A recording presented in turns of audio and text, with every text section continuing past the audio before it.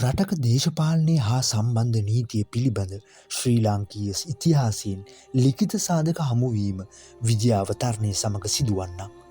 මුල් අවදියේ භාරතීය ආභාසයෙන් ක්‍රියාත්මක වූ නීතිය මහාවංශයට අනුව දේශීය නීති පාලනයට යටත්වීම පණ්ඩුකාභය රජු දවස සිදුවී ඇති අතර පණ්ඩුකාභය කුමරුට උපකාර කළ අභය කුමරු නොමරා ඔහුට රතිරාජන් හෙවත් රූරාජ යන පදවිය රාත්‍රී කාලයේදී නගරයේ පාලනය සහ නීතිය යන සාමය පවත්වා ගැනීම යන අර්ථයෙන් පිරිනමා ඇත.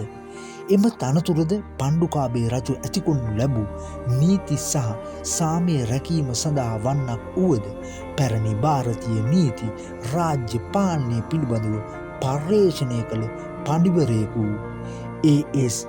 අල්ටේකාර් පෙන්වා දී ඇත්තේ පැරණි භාරතීය සම්ප්‍රදාය අනුව සියල්ල නිදාගත්තද දණ්ඩය හෙවත් නීතිය අවදියෙන් සිට සෙසු සියල්ල ආරක්ෂා කරන බවය.